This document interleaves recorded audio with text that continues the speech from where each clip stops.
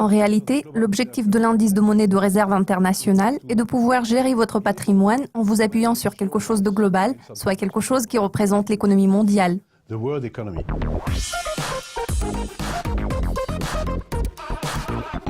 Bonjour Ellie, vous avez récemment publié un article intitulé « Dépasser la notion de monnaie de référence unique ».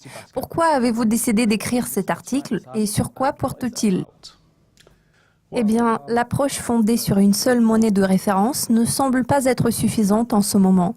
Il faut tenir compte du contexte. Pour vous donner un exemple, je dirige une entreprise qui s'occupe de la gestion des risques de change pour les institutions à l'échelle internationale depuis 2000. Nous sommes d'avis qu'aujourd'hui, en raison de la mondialisation du commerce ainsi que de la mondialisation des investissements, l'approche fondée sur une seule monnaie de référence n'est plus suffisante.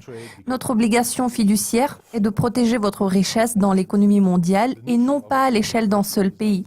Cela concerne toutes les devises.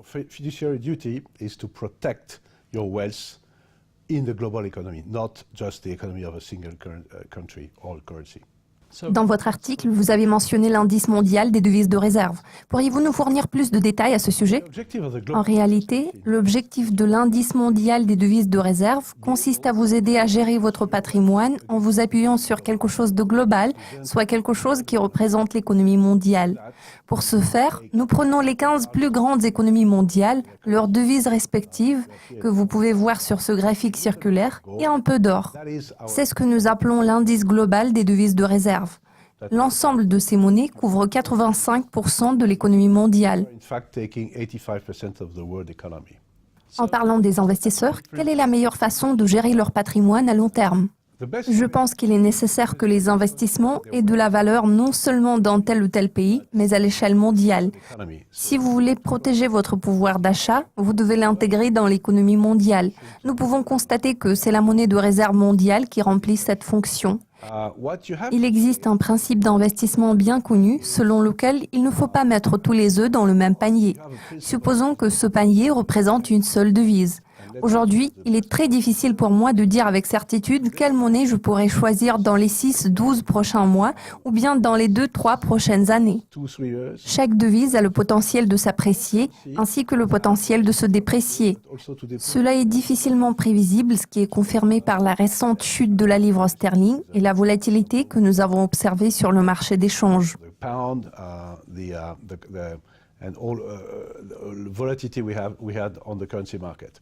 Par conséquent, l'idée de favoriser la diversification du portefeuille d'investissement et la création d'un panier de devises des plus grandes économies mondiales permet de réduire de manière considérable votre exposition à la volatilité. L'objectif est de faire en sorte que vos investissements soient diversifiés et intégrés dans l'économie mondiale. Si ces deux conditions sont remplies, cela signifie que vous ne mettez pas tous les œufs dans le même panier, par opposition au fait de choisir une seule devise de référence. Que pouvez-vous dire sur les soi-disant guerres des monnaies dont nous entendons beaucoup parler ces derniers temps ? La guerre des monnaies s'explique par le fait que de plus en plus de banques centrales essaient d'affaiblir leur monnaie dans le seul but de stimuler les exportations.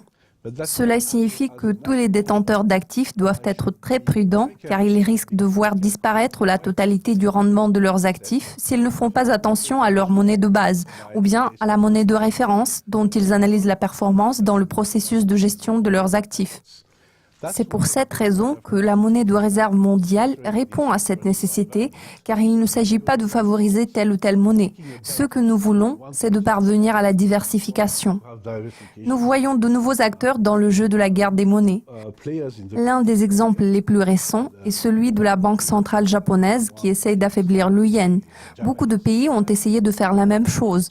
Pour l'instant, il est difficile de prédire l'évolution future de la situation. Il se peut que cette année, nous voyons les mêmes tendances dans d'autres pays.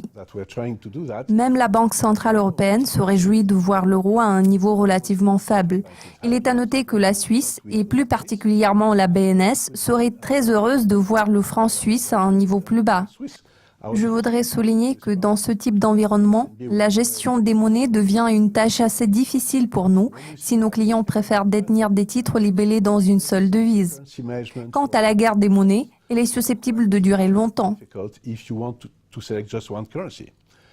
Cependant, une chose est sûre. Pour être en mesure de rester calme dans le contexte de la guerre des monnaies, il vaut mieux favoriser la diversification.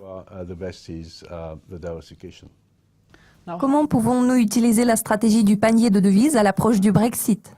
Le vote en faveur du Brexit a été un événement très inattendu, même si certains traders et détenteurs d'actifs avaient prévu un tel résultat. Depuis décembre 2015, la livre n'a eu de cesse de s'affaiblir. Si nous analysons la situation en termes de pouvoir d'achat des investisseurs dans les titres libellés en livres sterling, nous constaterons que tous ces gens ont perdu plus de 20% de leur pouvoir d'achat entre décembre 2015 et décembre 2016, ce qui n'est pas négligeable. En fait, le référendum de juin n'a fait qu'activer le mouvement à la baisse, mais il faut comprendre que cette tendance s'annonçait à l'horizon bien avant cet événement. L'économie britannique peut être considérée comme étant l'une des plus performantes en Europe. Globalement parlant, cela signifie que les fluctuations des devises sont difficilement envisageables. Comme nous l'avons vu, un événement très spécial, comme par exemple le référendum sur le Brexit, peut tout changer. Vu tous les facteurs susmentionnés, il est logique de choisir la stratégie axée sur la diversification. Nous avons un bureau familial basé au Royaume-Uni. Nous sommes heureux de constater la prédominance des investissements dans la GRC, soit l'approche fondée sur la gouvernance, la gestion du risque et la conformité, par opposition aux investissements dans les titres libellés dans une seule devise. Cette stratégie permet à nos clients de sauver près de 20% de leur pouvoir d'achat lorsqu'ils se rendent aux USA et en Europe. Ce n'est pas négligeable. D'ailleurs, à l'heure actuelle, la plupart des actifs ne peuvent pas offrir de rendement à 2 chiffres. Il s'agit d'un taux de profit à un seul chiffre. Je tiens à ajouter que le rendement n'est toutefois pas dans le territoire négatif, comme c'est le cas sur le marché obligataire.